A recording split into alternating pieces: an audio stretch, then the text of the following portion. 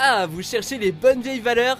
Bah, c'est pas ici, désolé. Bienvenue sur Watch Mojo français. Aujourd'hui, nous faisons le top 10 des blagues les plus outrageuses dans les Griffins. I'm Bob Costas, here with Boston Marathon winner Peter Griffin. Peter, how did you do it? I'll tell you, Bob, I just got in my car and drove it. Nous publions de nouvelles vidéos chaque jour, alors abonnez-vous et activez la petite cloche pour votre dose quotidienne de Watch Mojo. Pour cette liste, nous passons en revue les gags des Griffins qui sont allés trop loin en mettant en lumière des sujets sensibles ou en étant juste trop dégueux. Attendez-vous à la fois à un contenu réservé aux adultes et à des spoilers. Take him out. Now! Check it out. It's a John F. Kennedy Pez dispenser. Oh. Numéro 10, la visite de Jésus, j'ai rêvé de Jésus. I'm actually glad you're all here tonight. I want to tell you that one of you will betray me. Lorsque Peter apprend que Jésus-Christ est revenu sur Terre et qu'il fait profil bas dans Quahog, il l'invite à dîner. Jésus raconte alors l'histoire de sa crucifixion, ce qui n'est pas le meilleur sujet de discute quand on est à table. Then they put me in a hole with a rock in front of it for 2 whole days, and come Sunday, bam, I rise from the dead. Okay, that sounds like a nutty weekend, but I can top it. Peter convainc alors Jésus de se dévoiler et le Christ devient rapidement une star nationale qui s'épanouit sous les projecteurs. Si l'épisode n'est pas volontairement blessant, les critiques ont trouvé étrange l'idée d'un Jésus qui rêve d'être une rockstar insouciante. Il y avait au moins une chose positive dans cet épisode. Vous ne l'avez pas entendu? Well, a bird. The bird is the word. Numéro 9, un petit hiver, les vieux sont tombés sur la tête. He rakes and trims the grass. He loves to mow and weed.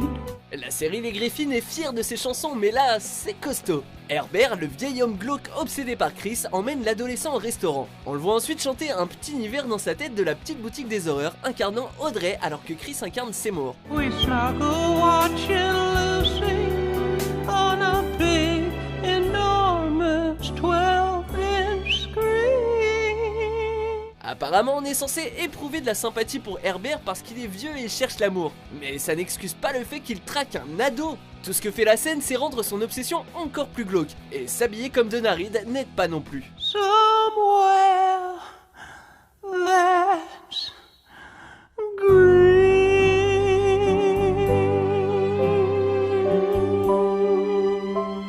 Numéro 8, le bébé du bal de promo, un manche pour deux. I'm just a prom night dumpster baby.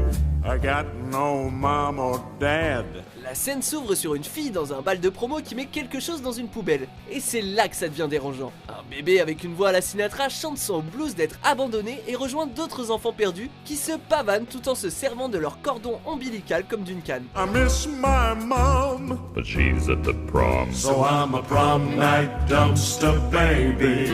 La chanson a un certain charme et le visuel est vraiment créatif. Ça reste super choquant qu'elle nous présente des nourrissons laissés pour morts. C'est sans doute l'une des chansons les plus étranges de la série et elle a tout de même réussi à passer la censure. I'm taking a stroll. He's taking a stroll. I'm taking a stroll. Numéro 7, le Vietnam Memorial, la source merveilleuse. And there's the Vietnam War Memorial. Lors d'un road trip, Peter et sa troupe passent devant le mémorial des anciens combattants du Vietnam à Washington. Là-bas, ils remarquent un Vietnamien qui harcèle des vétérans américains en se vantant d'avoir tué plusieurs de leurs amis et en parlant du mémorial comme d'un tableau de score. D'où c'est drôle ça! Scoreboard! Scoreboard! En plus de montrer les Vietnamiens sous un jour offensant et négatif, le gag insulte la mémoire de ceux qui ont servi leur pays durant la guerre. Et les plans de coupe des Griffins sont généralement inutiles mais divertissants, celui-ci semble se contenter de se moquer des deux côtés. Hey, I know that guy. I kill him. He cry like a bitch. Vietnam, undefeated. Numéro 6, Brian nettoie la couche de Stewie. Brian et Stewie. Alright, I'll do it. What are you talking about? Après s'être retrouvé enfermé dans un coffre de banque, Stewie souille sa couche et demande à Brian de l'aider à tout nettoyer. Il négocie alors que Stewie tente de convaincre Brian de lécher sa couche, ce qu'il finit par accepter. Okay. Ah, don't do it right here. I don't want to watch. S'ensuit alors une séquence douloureusement longue durant laquelle Brian mange le vomi et les excréments de Stewie. Si on ne voit heureusement pas les matières fécales, la scène est bien trop longue et nous fout des hauts le cœur. Et sans musique ni gag, on doit subir chaque seconde de cet humour dégoûtant qui a mal tourné. So, yeah, thanks. Numéro 5, le plan de coupe de Michael J. Fox, triangle amoureux.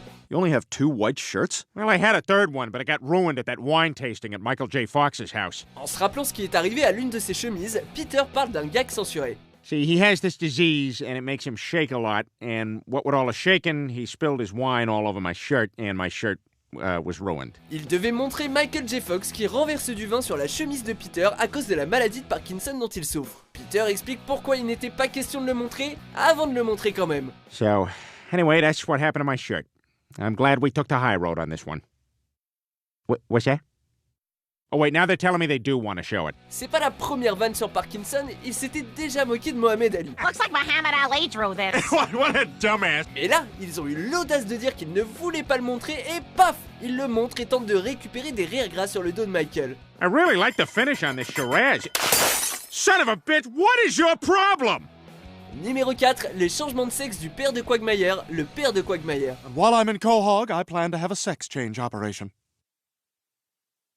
Oh, come on, just be gay. Le père de Quagmire, qui fait carrière dans la marine, débarque en ville et tous s'étonnent de son attitude efféminée. Il le pense gay mais c'est plus surprenant que ça. En fait, c'est une femme transgenre venue changer de sexe qui décide de prendre le nom d'Ida. All I've talked about for years with these people is what a war hero you were. And I was. I'm changing my future, not my past. L'attitude amère de Quagmire est plutôt réaliste. Il a du mal à être à l'aise devant le changement soudain de cette personne qu'il admire profondément. Les autres sont pires puisqu'ils lancent des remarques vulgaires et traitent Ida comme une sorte de monstre. La réaction de Brian est vraiment atroce, ce qui rend son sort très cathartique. If I ever see you anywhere near my house, I'll blow your head off! Now lay there and die, you piece of crap! Numéro 3, le concours de sirop d'Ipecac, la nièce du samedi soir. All right, you guys, I got 8 crates of Epicac from Mort, all on my tab. Alors qu'il abuse de sa nouvelle ardoise dans la pharmacie Goldman, Peter perd les pédales et achète 8 caisses d'Ipecac, un sirop qui provoque des vomissements. Il met les autres au défi pour voir qui vomira en premier. How's everybody doing? Good so far. En quelques secondes, la situation dégénère et tout le monde se met à gerber sur les autres en agonisant. Oh God, why didn't anybody tell me? Oh my God, my insides are on fire! La scène dure 1 minute entière et on ne peut qu'observer avec dégoût ces teubés se tordre de douleur. La séquence n'est sauvée que par la réplique de fin. Who wants chowder? Mais il y a pire que de regarder cette horrible scène, la voir passer à l'envers. It's gonna be going. Oh dear God! Oh! Ah! What the hell? I don't want. Numéro 2, vous avez le sida, l'amour à 20 ans. You have AIDS. Yes, you have AIDS. I hate to tell you, boy, that you have AIDS. Peter se vante de savoir annoncer des mauvaises nouvelles comme personne. On tombe dans un plan de couple où il se retrouve à la tête d'un quatuor qui annonce à un patient hospitalisé qu'il a le sida. Si la chanson en elle-même est entraînante, l'idée n'en a pas moins bouleversé le public et surtout les membres de plusieurs associations. Not HIV, but full-blown AIDS. Apparemment, plaisanter d'une maladie mortelle via une chanson entraînante ne détend pas l'atmosphère. Be sure that you see that this is not HIV. Les commentaires du DVD ont révélé que la chanson était intentionnellement mauvaise afin que la blague fonctionne et on dirait qu'ils ont récolté ce qu'ils ont semé. But it's AIDS, you've got the AIDS.